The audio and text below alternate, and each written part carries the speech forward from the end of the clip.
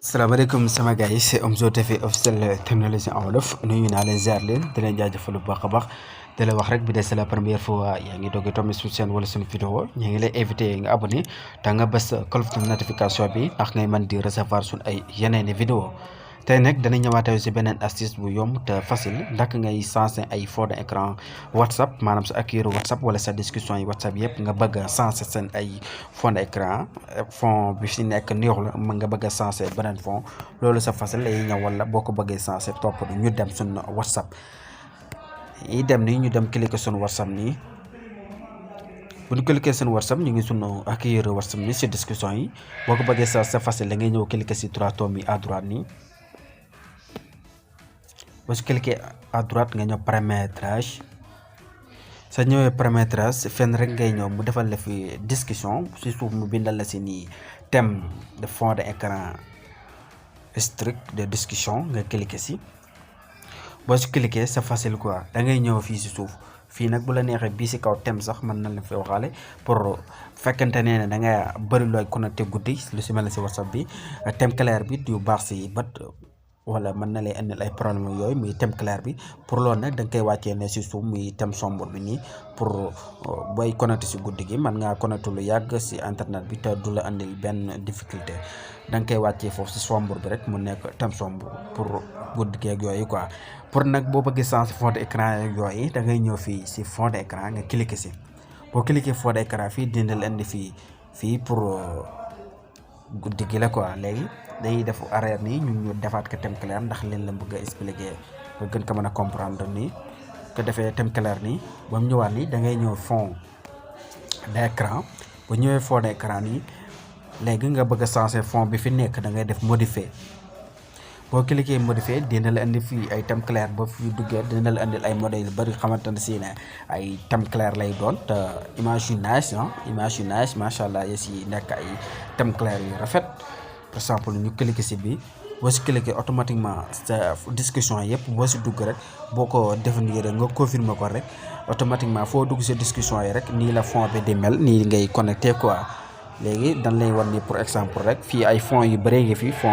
fond d'écran yu bëri mi ngi fi si thème clair bi fekkante ne tamit thème sombre bi nga bëgg ay fond de nuit yu bëri mi ngi fi voilà bu rafet macha allah yoo fi gis rek ay fond de nuit la boo si cliquer di nga ko mën a def fond d'écran pour les nuits quoi léegi dañuy cliquer nii ñu def définir bi ñu patienté bàyyi mu chargé wu ñëw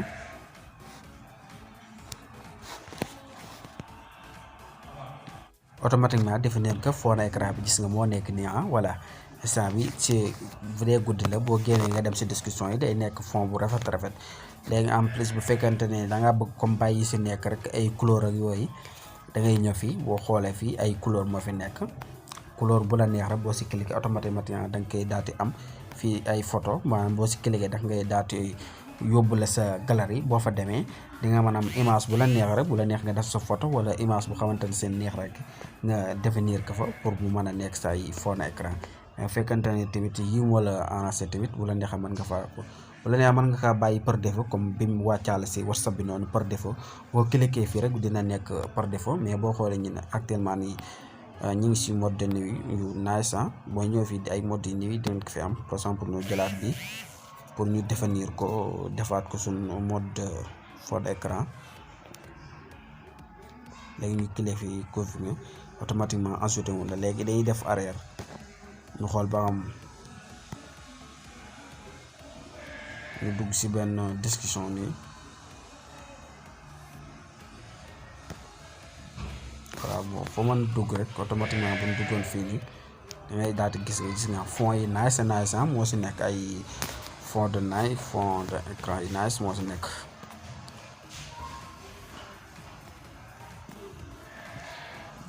gis nga écrit yi nii lay mel si suuf yi nekk surtout bi day guddi gi nii nga defaale ko thème clair bi nii thème sombre bi nii day nice par exemple ñu dem fii ñu dem def ko thème sombre bi wan la discussion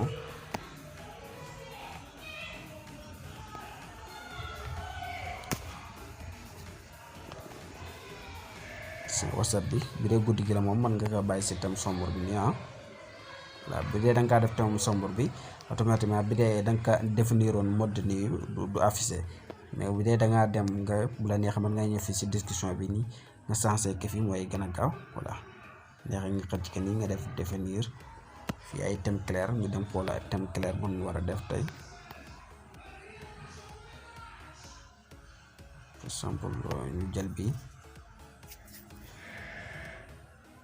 ay fond yi rafet moo si nekk si biir WhatsApp bi yow bi xamante ne si ne ba nga sensé fond bi fi nekk rek bu la neex nga def si sa photo wala sans départ rek yow yaa xool bu la neex nga def ko fii bu la neexee ak jokk bi ak wàññi yaa xool rek nu mu la neexee voilà ñu bàyyi ko noonu gis nga automatiquement da nga fi am ay fond yi rafet voilà j'espère que nag gars yi astuce bi leer la lii loolu lañ ànduloo seen biir canal Amzo TV officiel technologie en wolof di wax bu dee c'est la première fois rek comme d'habitude yaa ngi doog a tomb si seen bool si vidéo ñu ngi lay invité nga abonné te nga bës ko la notification bi ndax nga mën di recevoir suñu vidéo bi dina dégg daje à la prochaine vidéo incha allah.